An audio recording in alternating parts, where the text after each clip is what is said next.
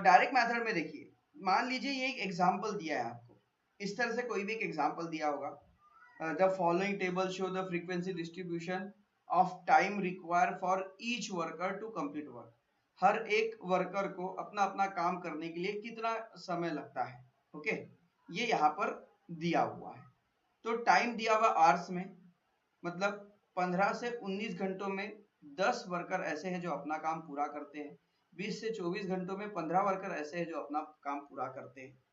25 से 29 घंटों में 12 वर्कर ऐसे हैं जो अपना काम पूरा करते हैं। 30 to 34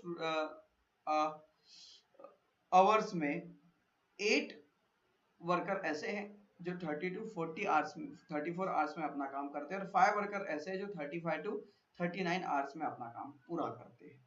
ओके, तो ये है एक डाटा जो कलेक्ट किया हुआ है।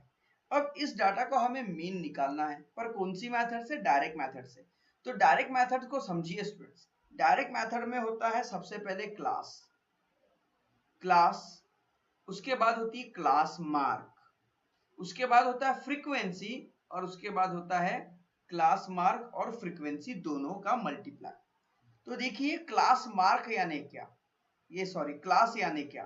तो यहाँ पर जो दिया होता है ना हमें, उसी को हम कहते हैं क्लास। यही होता है हमारा क्लास, और ये फ्रीक्वेंसी। मतलब हर क्वेश्चन में आपको क्लास और फ्रीक्वेंसी दोनों दी रहेगी।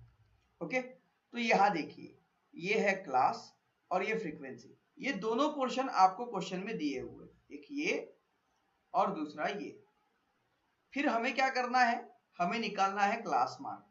क्लास मार्क मतलब क्या? इन दोनों के बीच में कितने का डिफरेंस है, उसे हम कहते हैं class mark. Means 19 minus 15। Okay, इन दोनों के बीच में, क्लास मार्क मीन्स इन दोनों का प्लस करके 2 से डिवाइड।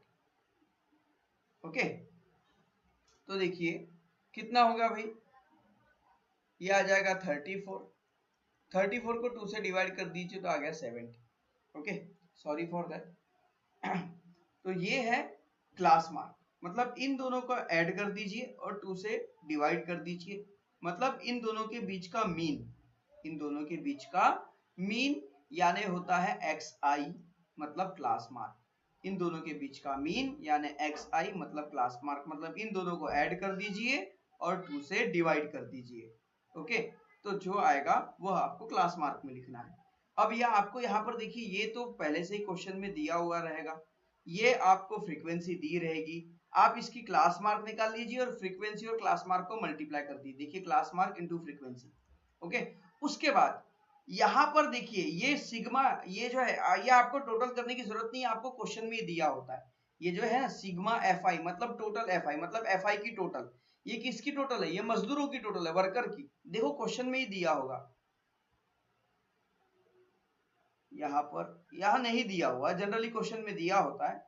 ओके, अगर दिया है तो ठीक है, नहीं दिया है तो हमें टोटल तो कर लेनी है।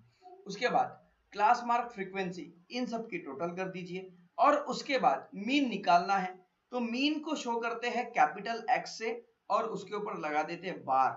तो मीन के लिए ये एक इंडिकेशन है, जैसे मीन एक वर्ड है तो उसे इंडिकेट करता है कैपिटल एक्स बार। तो इसे करने के लिए हमें क्या करना है, ये जो वैल्यू होगी इसको इस वैल्यू से डिवाइड कर देना है।